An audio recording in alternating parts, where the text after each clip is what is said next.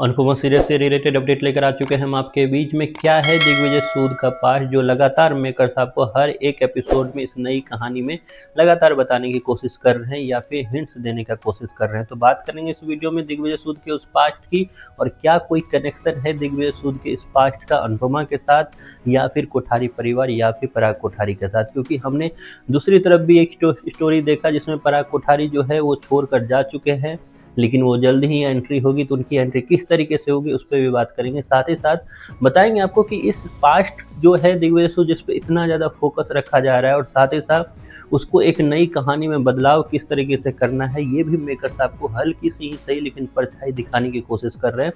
तो वो है क्या, इस पर भी बात करेंगे। हमने रिसेंट एपिसोड में देखा है कि किस तरीके से दिग्विजय सूद जो है वो अपने आप के पास्ट को जीना स्टार्ट कर चुके हैं, क्योंकि उस बंद कमरे में जिसमें किसी की भी एंट्री नहीं है उसमें वो जाते हैं और उसमें अपने पास्ट को एक तरह से फील करना स्टार्ट करते हैं। और इसी दौरान वहाँ पे अनुपमा जो है वो उनको चुपके से ही सही लेकिन उनका ये रूप भी देखने में उनको कामयाबी मिल जाती है। अब इस पे सवाल ये खड़े होता है कि आखिरकार उनका पास्ट जो है इतना बुरा कैसे है, क्योंकि हमने प्रोमो में देखा है कि किस तरीके से अनुपमा को बताया जा रहा है कि उनका जो पास्ट रहा है जिसमें उनकी एक बेटी थी जो कि जया की जितनी ही थी, जिनकी मौत हो गई, और उनकी मौत का जिम्मेदार जो है दिग्विजय सूद अपने आप को मान रहे हैं। अब समझिए इसको लिंक किस तरीके से मेकर्स ने किया है।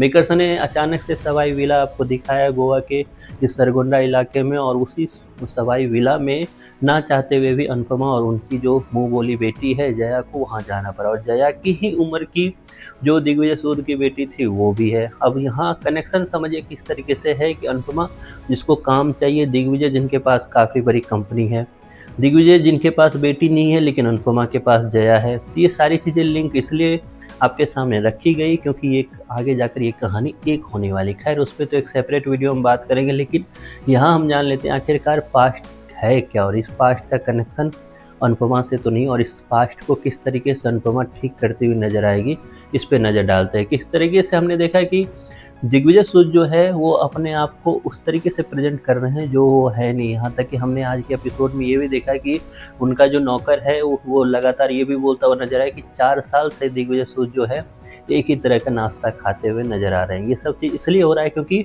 दिग्विजय सूद जो है अपने आप को एक ट्रॉमा में रखा हुआ है उसने, और उसी तरह मेकर्स ने बड़ी ही चालाकी के साथ दिग्विजय सूद का रिश्ता एक छोटी लड़की से तो जोड़ा ही जोड़ा, दिग्विजय सूद का एक रिश्ता किचन के साथ भी जोड़ा है। क्योंकि दिग्विजय सूद को इस तरीके का खाना कभी पसंद था ही नहीं। दिग्विजय सूद को एक तरह से स्पाइसी खाना पसंद था, जो कि अनुपमा आगे जाकर आपको दिखेगी कि बनाते हुए दिग्विजय सूद उसको चुपके से ही सही खाते हुए भी नजर आएंगे। तो ये सारी चीज़ें जो है कनेक्शन एक दूसरे से बनाकर रखा हुआ है। कुल मिलाकर बात ये है कि मेकर्स के पास कोई स्टोरी नहीं है।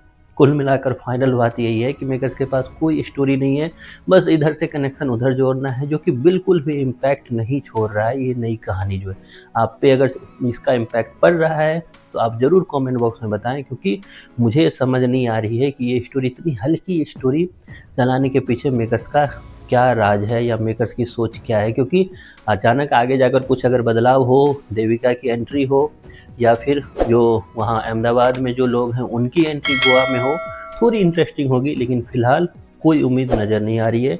आपका क्या राय है, आप कमेंट बॉक्स में ज़रूर बताएं।